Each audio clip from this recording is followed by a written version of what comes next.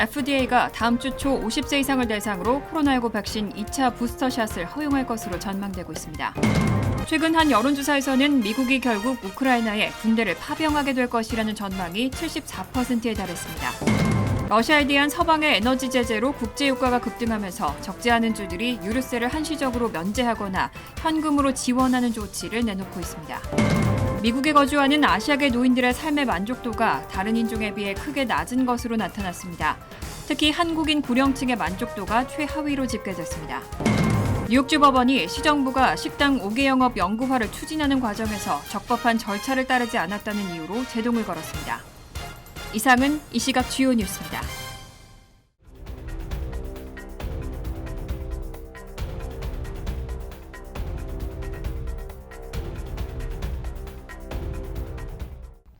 시청자 여러분 안녕하십니까? KBN 뉴스입니다. FDA가 다음 주 초 50세 이상을 대상으로 코로나19 백신 2차 부스터샷을 허용할 것으로 전망되고 있습니다. 다만 추가 접종의 효과를 두고는 여전히 말이 많습니다. 또 백신 낭비와 거듭된 접종으로 인한 피로감 등 논란도 이어지고 있습니다. 지난 26일 뉴욕타임즈는 바이든 행정부가 50세 이상 미국인들에게 코로나19 백신 2차 부스터샷을 허용할 계획이라고 보도했습니다. 다만 50세 이상에게 2차 부스터샷을 맞을 수 있는 선택권을 주되 반드시 맞아야 한다는 식의 명시적인 권고는 하지 않을 방침입니다. 연방정부 보건관리들 사이에서는 2차 부스터샷에 대한 찬반론이 엇갈리고 있습니다. 하지만 가을 전에 다시 코로나19 감염이 급증할 경우를 대비해 50세 이상에 대해서는 두 번째 추가 접종의 선택권을 줘야 한다는 데에는 의견이 일치하는 것으로 알려졌습니다. 복세소식통은 식품의약국이 다음 주 초 2차 부스터샷 사용을 승인할 수 있다고 밝혔고 질병통제예방센터도 사용 권고를 내릴 것으로 보입니다. 다만 뉴욕타임즈는 이러한 계획의 성패가 다음 코로나19 유행이 언제 얼마나 강하게 미 대륙을 강타할지에 달려있다고 평가했습니다.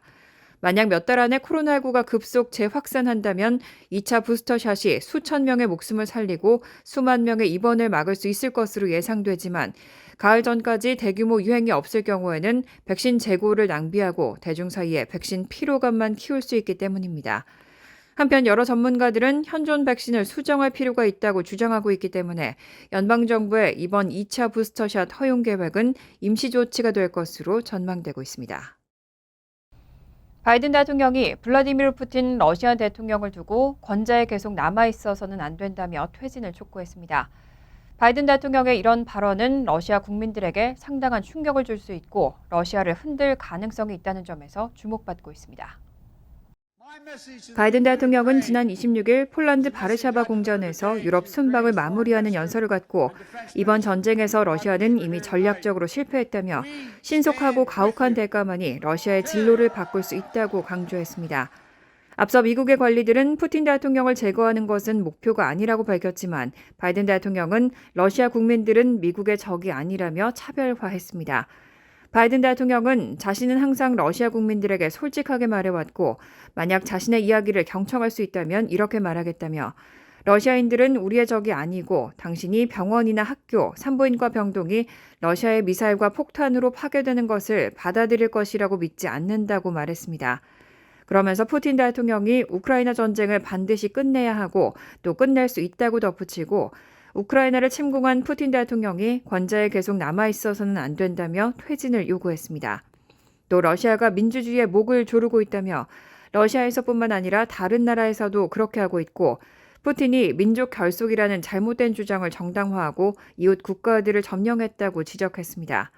또 푸틴 대통령을 향해 북대서양 조약기구 영토에 1인치도 들어올 생각을 하지 말라고 엄중하게 경고했습니다. 이어 우크라이나 국민들에게는 우리가 당신 편에 있다고 강조했습니다. 러시아와 우크라이나 전쟁에 대한 미국인의 우려는 급속도로 확산하는 것으로 보입니다.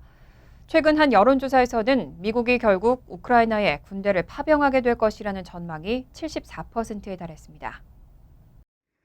어제 MBC 방송에 따르면 지난 18일부터 22일까지 미국 성인 1000명을 대상으로 실시한 여론조사에서는 82%가 우크라이나 전쟁에서 결국 핵무기가 사용될 것으로 예측했습니다.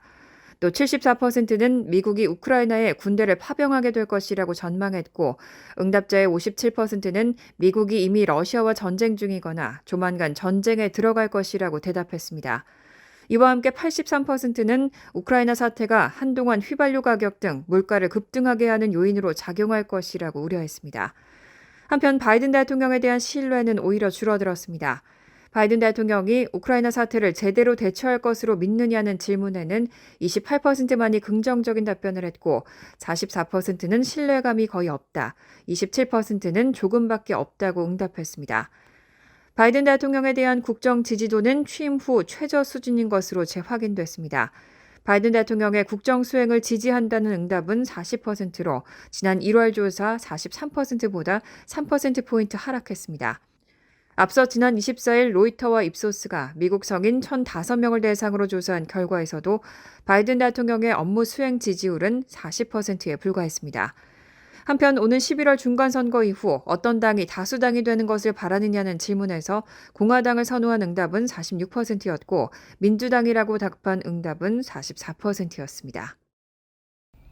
연방준비제도는 1982년 이후 40년 만에 가장 높은 물가를 잡기 위해서 기준금리 인상을 시작했습니다. 하지만 경기 연착륙 가능성은 점점 멀어지고 있습니다. 경기 후퇴까지는 아니어도 경기 둔화에 높은 실업률은 피할 수 없을 거란 전망이 나옵니다. 블룸버그 통신은 연준이 물가를 잡기 위해 기준금리 인상을 시작했지만 이와 관련해 연준이 기대할 수 있는 최선의 결과는 경기 둔화라는 관측이 시장에서 커지고 있다고 보도했습니다.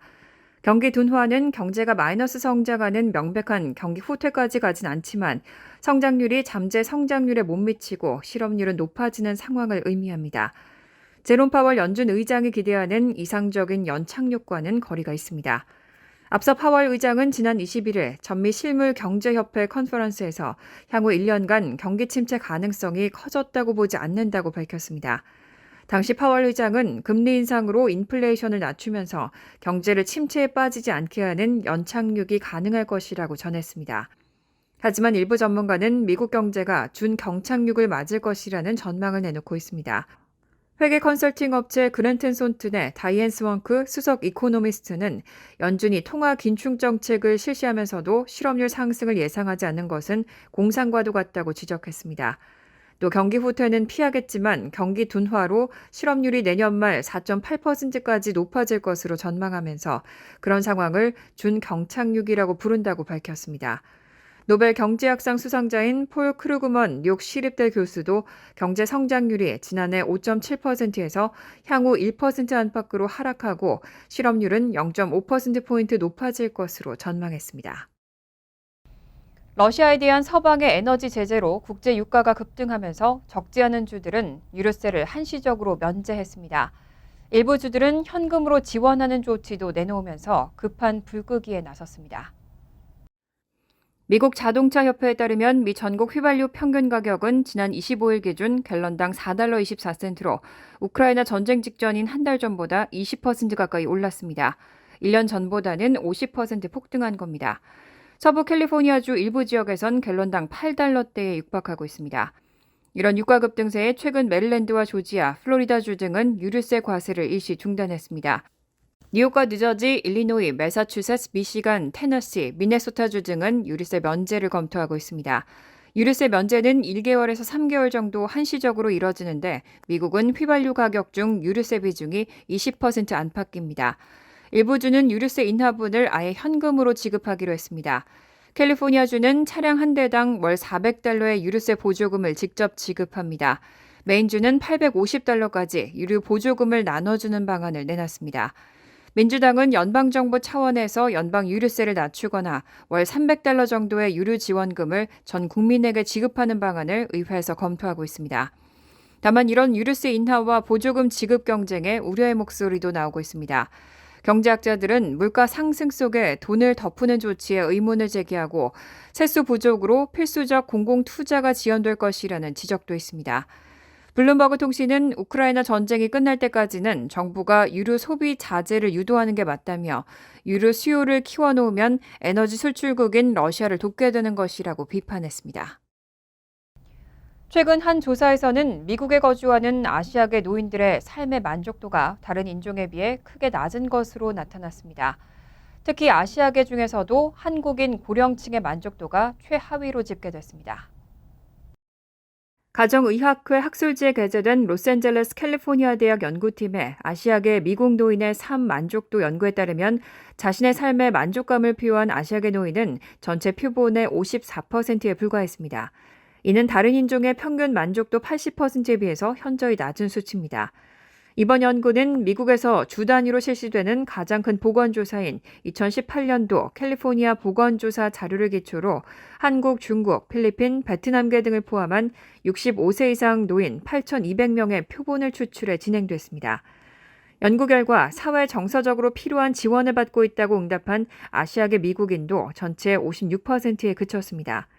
특히 나라별로는 한국계 노인들이 가장 큰 불만족을 표했습니다. 40%의 한국계 노인만이 자신의 삶에 만족한다고 응답해 베트남 47%, 중국 48%, 필리핀 77%보다 낮았습니다. 사회 정서적으로 필요한 지원을 받고 있다고 답한 한국계 노령층은 30%에 불과했습니다. 반면 중국계의 57%, 필리핀계 59%, 베트남계의 65%는 필요한 지원을 받고 있다고 답했습니다. 연구를 주관한 리티 심카다 선임연구원은 아시아계 노인들이 다른 인종보다 더 잘 살고 있다는 것은 잘못된 통념의 하나라며 이번 조사에서 그들이 일반적으로 생각하는 것보다 잘 지내지 못한다는 사실을 확인할 수 있다고 지적했습니다. 뉴욕시는 식당들의 5개 영업을 연구하는 방안을 추진하고 있습니다. 그런데 최근 뉴욕주 법원이 시정부가 이를 추진하는 과정에서 적법한 절차를 따르지 않았다는 이유로 제동을 걸었습니다. 지난 25일 맨하튼의 뉴욕주 법원은 지난해 10월 뉴욕시 거주자들이 시정부가 5개 영업 연구와 진행 과정에서 적법한 절차를 따르지 않았다며 제기한 소송에서 원고의 손을 들어줬습니다. 22명의 원고는 맨하튼 그리니치 빌리지와 첼시, 헬스키튼, 이스트 빌리지와 브루클린 윌리엄스버그에 거주하는 시민들로 구성되어 있습니다. 이들은 대부분 5개 영업을 하는 식당이 대거 자리 잡고 있어서 소음이나 위생 문제가 심각한 지역들입니다. 프랭크 네르보 판사는 뉴욕시가 식당 5개 영업을 연구하는 조치를 검토하는 과정에서 소음이나 교통에 대해선 충분히 연구하지 못했다며 환경에 미치는 영향을 추가적으로 연구할 필요가 있다고 지적했습니다. 팬데믹으로 식당 영업이 어려운 비상사태였던 만큼 5개 영업을 일시적으로 허용하게 된 것은 인정하지만 그렇다고 해서 도심 미관이나 쓰레기, 소음 등에 어떤 영향을 미치는지 조사하는 의무까지 면제된 것은 아니란 의미입니다. 또 소송을 제기한 이들은 식당 5개 영업으로 소음이 급증했다고 호소하고 있다며 시정부는 뉴욕주의 환경품질검토법에 따라 식당 5개 영업 영향을 연구하고 대중의 의견도 파악해야 한다고 판결했습니다. 뉴욕시는 이번 판결에 대해 30일 이내에 항소할 수 있습니다. 에릭 애담스 뉴욕시장은 그동안 식당 5개 영업의 연구와 조치가 필요하다는 뜻을 여러 차례 밝힌 만큼 1심 결정에 항소할 것으로 예상되고 있습니다. 현재 뉴욕시 직장의 풀타임 복귀율은 40% 정도입니다. 최근 뉴욕시에서 급증하는 범죄와 불안한 치안 때문에 뉴욕시 근로자의 상당수는 사무실 복귀를 꺼리고 있습니다. 여론조사 전문기관 모닝컨설트는 뉴욕시 기업 비영리단체 뉴욕시를 위한 파트너십의 의뢰로 지난 2월 17일부터 3월 11일까지 뉴욕시 근로자 9,386명을 대상으로 여론조사를 실시했습니다. 그 결과 직원들의 사무실 복귀를 막는 주요 요인이 공공안전인 것으로 밝혀졌습니다. 현재 원격 근무 또는 하이브리드 근무를 하고 있는 응답자의 43%는 원격 근무의 이유로 공공안전과 치안 불안을 꼽았습니다. 그 다음 순위는 바이러스 감염이 26%였지만 1위와의 차이가 16%포인트에 달했습니다. 기타 소수 의견으로는 장거리 출퇴근 문제, 자녀 케어 등이 꼽혔습니다. 응답자의 74%는 팬데믹 이후 전철 등 대중교통 안전이 악화됐다고 대답했고 94%는 노숙자, 정신질환자 문제를 해결하는 데 시정부의 조치가 불충분하다고 답변했습니다. 77%는 빈발하는 총격 사건에 대한 대응 조치가 불충분하다고 응답했습니다. 특히 시민들이 느끼는 뉴욕시 거리나 공공장소의 지저분함도 문제인 것으로 나타났습니다. 뉴욕시 전반적인 환경이 최악이라고 답한 사람은 84%에 달했고 절반은 뉴욕시가 팬데믹 전보다 더 지저분해졌다고 대답했습니다. 종합적으로 뉴욕시의 미래에 대해서 낙관적이라고 생각한 사람은 38%에 그쳤고 62%는 비관적이거나 불확실하다고 평가했습니다. 특히 사무실 복귀를 해야만 할 경우 맨하튼 근무자의 40%, 탑으로 근무자의 48%는 퇴사나 탈뉴욕을 심각하게 고민 중이라고 대답했습니다. 오는 6월 예비선거에서 팰리세이드파크 시장 후보에 도전장을 던진 폴킴 펠팍 시의원이 지난 금요일 후원의 밤 행사를 개최하고 본격 선거 체제에 돌입했습니다. 지난 금요일 저녁 펠팍 시루 연회장에서 열린 후원의 밤 행사에는 시의원 후보로 출마하는 제이슨 킴, 마이클 비에트리 후보와 데이빗 로렌조 펠팍 행정관 등 민주당 관계자, 그리고 한인 후원자 등 160여 명이 참석해 폴킴 시장 만들기에 함께했습니다. 폴킴 의원은 자신이 시장이 되면 가장 먼저 타운의 교육 문제를 해결하겠다고 주장했습니다. 그래서 교육을 활성화시키고 교육위원들이랑 머리를 맞대어 같이 해결책을 만들 걸로 약속을 드립니다. 폴킴 의원은 시장이 되면 시의원 행정직원들과 협의해 책임 행정을 펼치겠다고 말하고 균형 있는 타운의 발전을 약속했습니다. 폴킴 의원은 오는 6월 7일 치러지는 예비선거에서 민주당 펠팍 시장 후보 자리를 놓고 크리스 정 현 시장과 맞대결을 펼치게 됩니다. 두 후보는 이번 주 중 후보 등록을 마칠 것으로 예상됩니다. 3월 26일은 안중근 의사가 순국하신 날입니다. 지난 26일 순국 112주기를 맞아 뉴욕에서도 추모식이 열렸습니다. 안중근 의사 숙모화 뉴욕 지파는 지난 26일 퀸즈 베이사이드 KCS 뉴욕 한인 봉사센터에서 안중근 의사 순국 112주년 추모식을 개최했습니다. 윤영재 상임고문의 개회사로 시작된 추모식은 정병화 뉴욕 총영사, 철수윤 뉴욕 한인 회장과 김재국 뉴욕 지회장 등 50여 명이 참석한 가운데 개최됐으며 특별히 유해랑 작가가 추모글과 함께 그림을 봉헌해 그 의미를 더했습니다. 추모식은 안중근 의사의 민족사랑과 희생, 평화의 정신이 대한민국이 통일로 가는 길에 지침이 되어야 할 귀한 정신임을 되새기는 시간이었습니다. 간추린 소식입니다. 전 세계 92개 재외동포 단체가 참여한 재외동포 기본법 제정 100만인 서명 동포 시민연대는 지난 24일 국회에서 기자회견을 열고 대통령직 인수위원회가 재외동포 기본법 제정과 재외동포처 설립을 국정과제로 채택하라고 촉구했습니다. 동포시민연대는 제20대 대선에서 윤석열 당선인은 전 세계 732만 재외동포를 위해 재외동포 기본법 제정과 재외동포청 설립을 공약으로 내세웠다며 이는 동포사회와 모국이 상생 번영하기 위해서 꼭 필요한 일이라고 주장했습니다. 동포시민연대는 헌법 정신에 부합한 재외동포 정책 추진, 재외동포 정책 국정과제 채택, 재외동포 정책 컨트롤타워로 재외동포처 설립 등을 인수위원회에 요청했습니다. 국립국제교육원이 주최하는 2022 재외동포 국내교육과정 여름과정 참가자를 모집하고 있습니다. 재외동포 국내교육과정은 고국과 동포사회 발전에 기여할 글로벌 인재 양성이 목적으로 2009년부터 공주대학교가 위탁 운영하고 있습니다. 재외동포 국내교육과정은 한국초청교육과 원격교육 등 투트랙 맞춤형 교육과정으로 편성돼 있어 참가자가 자유롭게 선택할 수 있습니다. 초청교육은 국가장학금을 신청할 수 있고 국가장학생으로 선발될 경우 교육경비 전액과 항공료 70%가 지원됩니다. 참여를 희망하는 재외동포는 뉴욕 총영사관을 통해 신청할 수 있습니다. 뉴욕포스트에 따르면 지난 1월 해커들의 사이버 공격으로 인해 뉴욕시 공립학교 학생 82만 명의 이름, 생년월일, 인종 영어학습, 특수교육 등에 대한 정보가 침해된 것으로 나타났습니다. 학생들의 소셜 시큐리티 넘버, 재정정보 등은 시 교육국이 수집하지 않기 때문에 유출되지 않았습니다. 교육국은 이번 해킹으로 개인정보 침해 피해를 받은 학생 가정에 서한을 보낼 예정이고 침해 피해 가정은 2016, 2017 학년도 재학생까지 확인됐다고 밝혔습니다. 데이빗 뱅크스 교육감은 교육국이 학생들의 성적, 출석 관리를 위한 소프트웨어를 제공할 것과 업체 일루미네이트의 책임을 묻고 시주 연방정부 차원의 조사를 촉구했습니다. 지난 2020년 여름 동안 뉴욕시 곳곳에서 이어진 흑인 생명도 소중하다 시위 과정에서 100명이 넘는 뉴욕시 경찰이 시위대를 위법적으로 진압한 사실이 확인돼 징계를 받게 될 처지에 놓였습니다.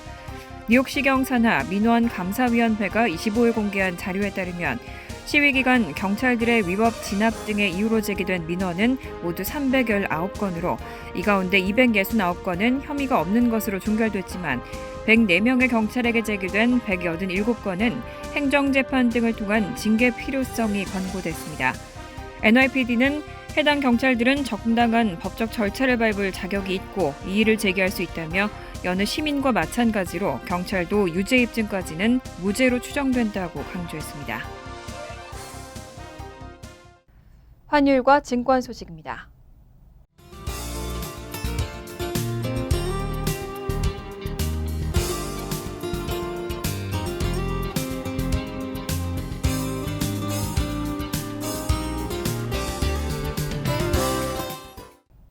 이어서 날씨입니다.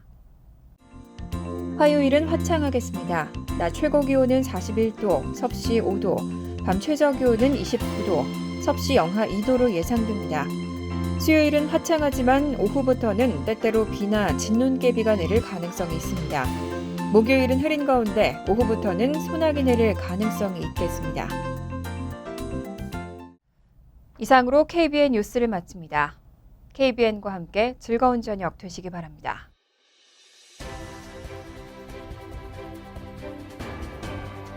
미 동부 최대 한인방송 KBN이 제작하는 KBN 뉴스는 웹사이트 mykbn.com 그리고 유튜브와 페이스북에서 다시 보실 수 있습니다. 좋아요, 구독, 알림 설정은 뉴스 제작에 큰 도움이 됩니다.